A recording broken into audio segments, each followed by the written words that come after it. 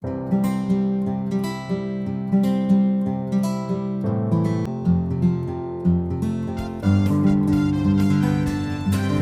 teman-teman, apa kabar kalian semua?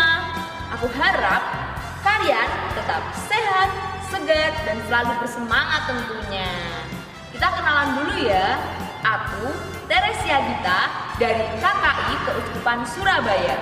Parokiku di Paroki Mater Dei Madiun.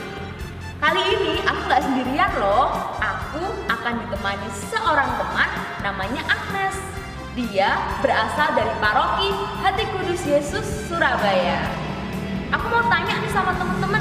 Teman-teman tahu gak sih apa itu sekami? Itu loh yang bahasa Latinnya Pontificium Opus a Sancta Infantia atau biasa disingkat dengan POSI. Nah, di video kali ini kita akan diperkenalkan dengan serikat kepausan tersebut. Yuk kita lihat videonya, apa itu sekami, biar kita lebih kenal sama sekami. Kan tak kenal maka tak sayang.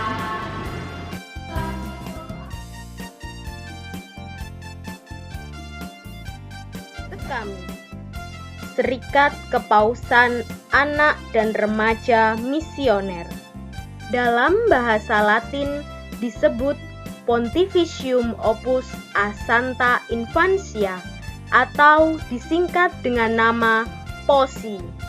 Sedangkan dalam bahasa Inggris disebut dengan Pontifical Society of the Holy Childhood. Dan dalam bahasa kita, bahasa Indonesia, disebut dengan Serikat Kepausan Anak dan Remaja Misioner atau disingkat dengan nama Sekami. Tujuan dari Sekami adalah yang pertama, membangun relasi akrab dengan sesama dan Tuhan sebagai sahabat.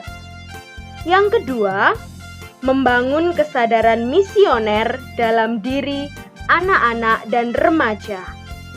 Yang ketiga, membangun kerjasama dan kepedulian misioner dengan anak-anak dan remaja lewat doa, derma, kurban, dan kesaksian hidup sehari-hari. Dan yang keempat, menjadi utusan-utusan Yesus dengan berbagi pada teman-temannya yang menderita dimanapun berada. Bentuk-bentuk kegiatannya antara lain pertemuan rutin Bina Iman Anak dan Remaja yang memiliki semangat 2D dan 2K, doa, derma, kurban, dan kesaksian. Pertemuan lintas budaya, agama dan sosial di kalangan anak dan remaja. Menjalin kerjasama sesama anak dan remaja untuk mewujudkan semboyan Children Helping Children dan semangat 2D 2K. Jambore Anak dan Remaja Misioner, misi anak dan remaja, dan lain-lain. Tokoh pendirinya adalah seorang uskup di Keuskupan Nancy, Prancis. Namanya Monsignor Charles Auguste Marie de Forbin Jansson. Dimulai dengan gerakan sekelompok anak di keuskupannya. Gerakan ini kemudian diberi nama Serikat Kanak-Kanak Suci pada tahun 1843 dan masih bersifat lokal di Prancis. Pada tanggal 3 Mei 1922 diakui menjadi serikat kepausan oleh Paus Pius ke-11 dan kiprahnya di tingkat internasional. Semangat dan moto Sekami. Sekami memiliki semangat yaitu 2D, 2K, doa, derma, kurban, dan kesaksian. Sedangkan motonya adalah Children Helping Children. Nah, itu tadi penjelasan mengenai Sekami. Teman-teman masih ingat gak siapa pendiri Sekami? Betul sekali, Monsinyur Charles de Forbin Janson, seorang uskup dari Keuskupan Nancy, Prancis. Apakah tiba-tiba Monsinyur Charles mendirikan sekami? Tentu saja tidak. Ada cerita yang sangat menarik di balik semua itu. Teman-teman penasaran? Mau tahu apa mau tahu bingits nih? Daripada kalian penasaran, yuk kita dengarkan riwayat Monsinyur Charles de Forbin Janson bersama temanku Agnes.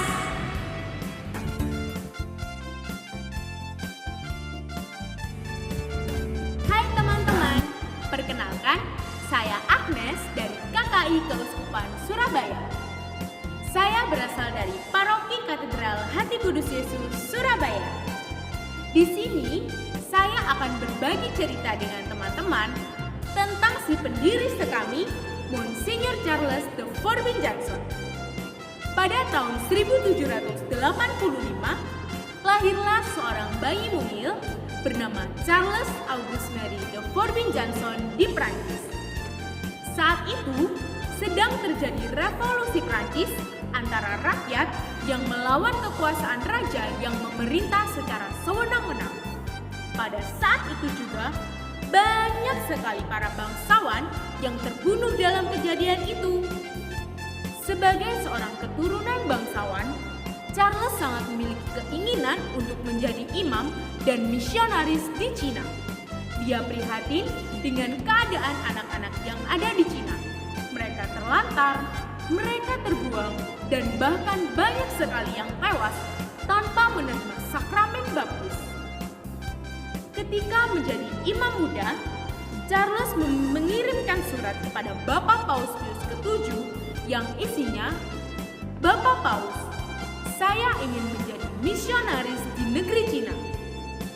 Namun Bapak Paus tidak memberi izin dan menolak, katanya, "Tidak, di sini kami sangat membutuhkan imam dan misionaris-misionaris yang tangguh untuk mewartakan kerajaan Allah, terutama bagi mereka yang menderita."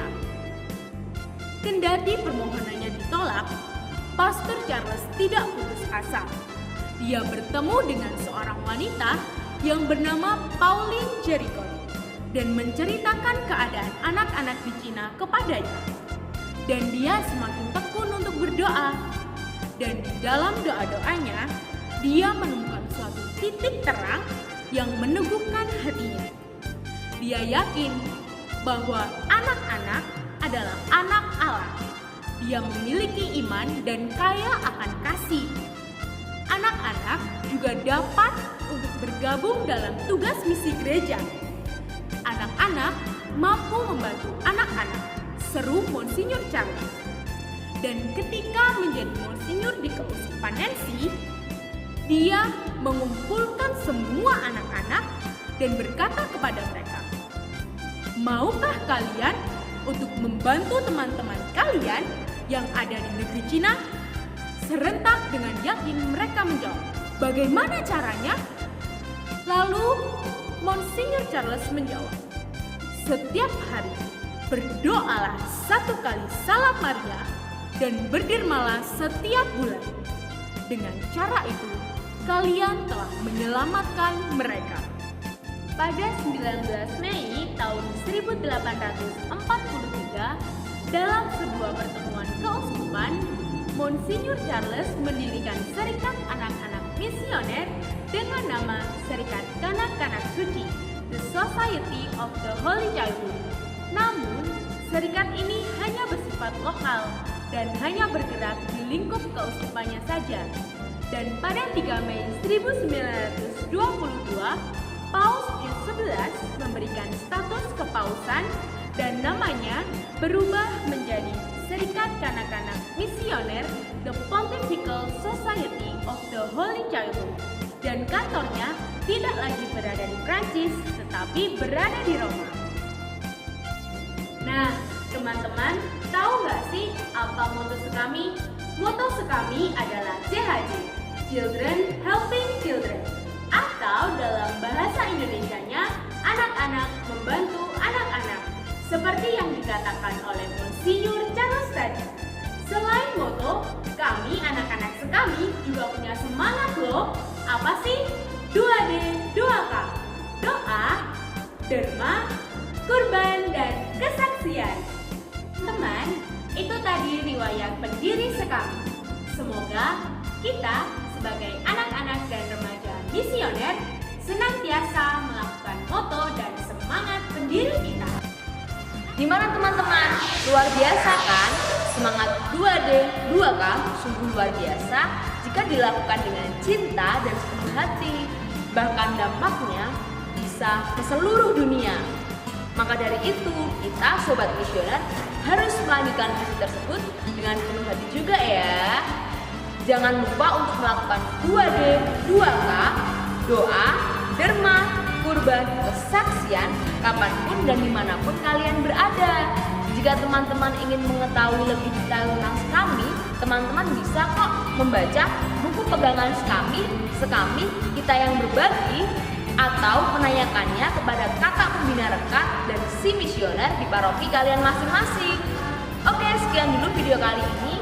Sampai jumpa di video lainnya. Sehat selalu dan salam misioner. 2D 2K, siapa tak?